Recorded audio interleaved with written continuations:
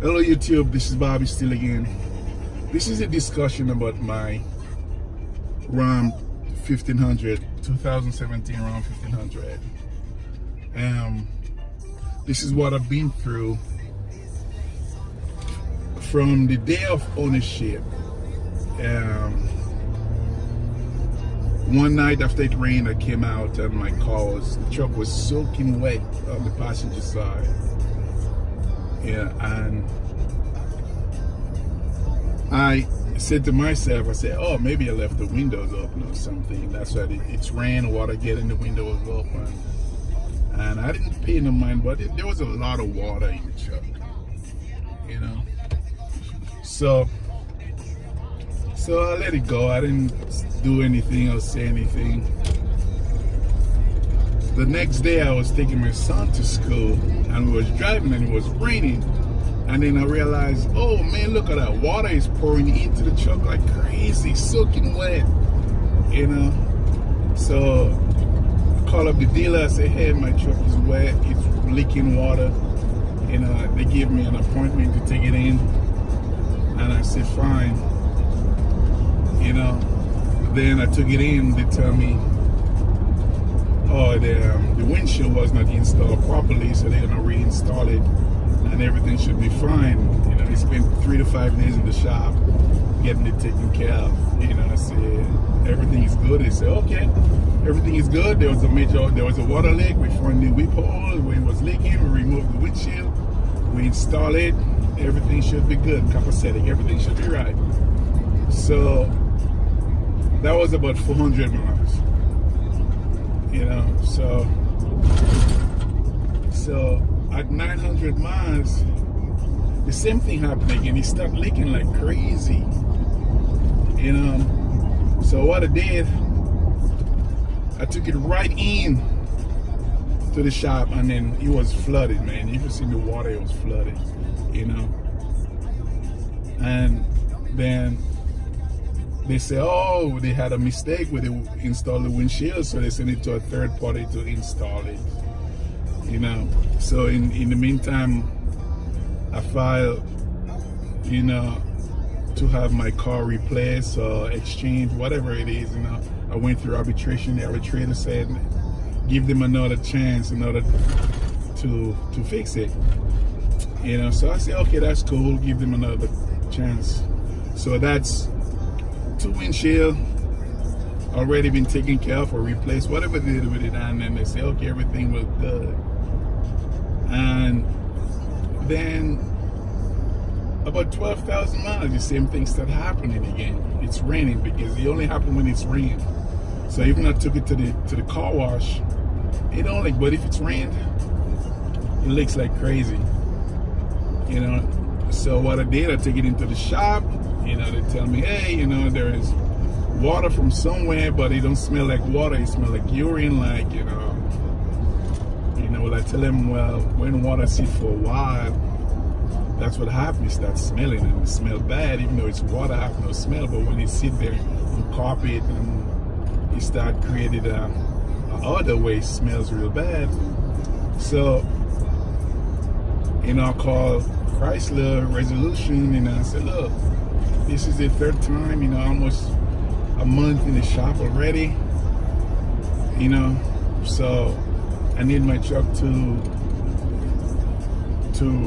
be replaced.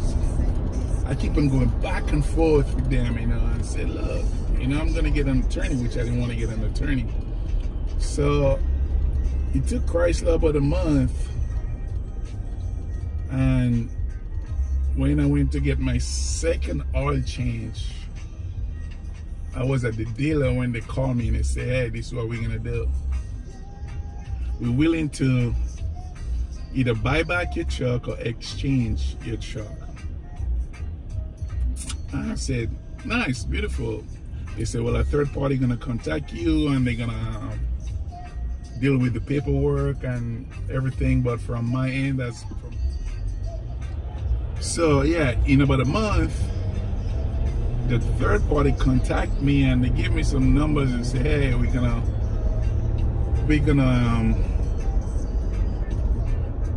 buy back your truck and and this is what the amount is we're gonna give you back for your tax, your registration, your payments you made to your lender and stuff like that. And it was after over a year, so I had to do a second registration, which almost $700. And technically with the buyback, for me, when I look at the numbers, I don't think it was working out for me financially. And also I traded my previous truck, which they gave me a low amount for the truck. They gave me, I think it was $4,500, which is really low. So, you know, after about a week going back and forth with the third party, they keep trying to convince me, you know, a buyback would be better, then you could go buy a new truck. And I said, well, you know, I like, you know, the around $1,500. I could stick with around $1,500. I have no problem with the around $1,500. You know, and still they was trying to convince me, and they said, well, it's gonna take long if you're gonna have to get an exchange, and we gotta make sure the lender would be able to work with us. And they give me all kind of crazy idea, and everything just okay, but I don't need to start all over. Plus, after you bought the truck for a while, when they run your credit to how many different lenders, you take a hit because, hey, you got a new loan. So my credit score would not be as good as it was when I bought the truck, because I had a real super good interest rate. If I chose to buy another truck, my interest rate would be way higher. My payment would be much higher than what I'm paying right now. Plus, I was really aggressive in paying down the loan. So I decided, no, I'm gonna get an exchange. I need a truck. I'm not gonna go start all over to go with the lenders, and with the financial department trying to sell me all kind of crazy stuff, extended warranty, things you don't really need, all kind of crazy stuff. So I decided, so they say, well, find a couple dealers in your neighborhood that you want to deal with in your area. So I give them the dealership close to my area. After a couple weeks, they contact me and they say, hey, we find a dealership who would work with you. Here goes your contact them. And I did contact them. And then I went over to the dealership. They said, go look around, see if you see a truck that you wanted or that you like. But I didn't see anything that I like. And then one of the salesperson said, hey, do you know you can order a truck?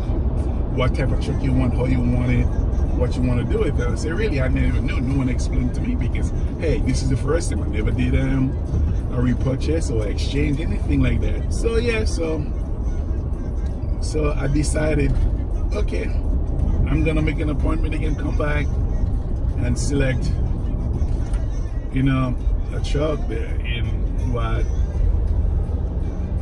I like. And the third party said, well, you could get a truck up to the manufacturer, you know, and have up to $55,000. I could go select the truck to up to $55,000. Even when I bought this truck, there was a whole ton of rebates, almost $16,000 rebates on the truck. So now I have the option to select a truck up to $55,000. So I already decided I'm not gonna buy another Ecodiesel. I live in the state of California, and it's really hard to find, you know, a gas station that have diesel pump. And diesel is a kind of expensive, you know, in California. It's more expensive than premium gas. So I decided I'm gonna go with the 5.7 Hemi instead of the Ecodiesel. You know, so I chose a 2019, the sports model, the sports package with the 12.1 inch display and everything. And I said, hey, this is gonna take up to 8 weeks to get your truck in. I said, okay, that's fine. You know, in the meantime, I'm allowed to keep this one and keep driving it, accumulating mileage as long as I don't have no major issue and major crash or broken anything. So basically I would have this truck for a year and change with a couple major crazy water leaks for about $300 I'm gonna have to pay for mileage. So that's it. Okay, the other thing, other dilemma that I had, sorry, when no one explained to me that you could select a truck and the difference, if it's not up to the manufacturer what I paid for the first one, like $55,000, technically Chrysler would credit you the remaining of the leftovers, and certain things I wanted to add it after make my selection, and the dealer gave me a hard time. I said, well, it's already in production, you know, you cannot add and you cannot do this, so you just wait until it comes. But by waiting for it to come from the manufacturer, the price what the dealer gonna charge me for the same thing, it's like double the price, because for exactly the retractable running boards, the power running boards from the manufacturer is $1,000. If I have to have it installed by the dealer, it's $2,000. So this is the issue. I said, man, I'm getting screwed. And they said, hey, your truck is already on the way. And from the time they told me that, it's been 4 weeks. So I know they were just trying to squeeze me. You know, dealership always trying to look for, hey, a way to make money. So right now, I'm waiting for my truck to be delivered. They tell me it will be here any day now. So I'm waiting. So this is why I'm doing the video of my 2017 Ram Ecodiesel, the crazy leaks that I have. You know, and basically working with Chrysler for yourself instead of going to an attorney, I think you get a better deal to me, because you could select what you want. So when you get an attorney, Chrysler gotta pay the dealership, so they always try to squeeze it. I think everything is looking good, everything's working out fine. You know, you have issues, always try to get it on video. The thing with me, all the water leaks, I had it on video. I pulled out my phone and I started recording the baby. So I had everything again. I said, well, that's not real. You know, the evidence don't lie, the pictures don't lie. So it was not a difficult procedure to go through with the resolution team from Chrysler. So I'm gonna get me a 2019 1500 sports package with a 12.1 screen. So that's it.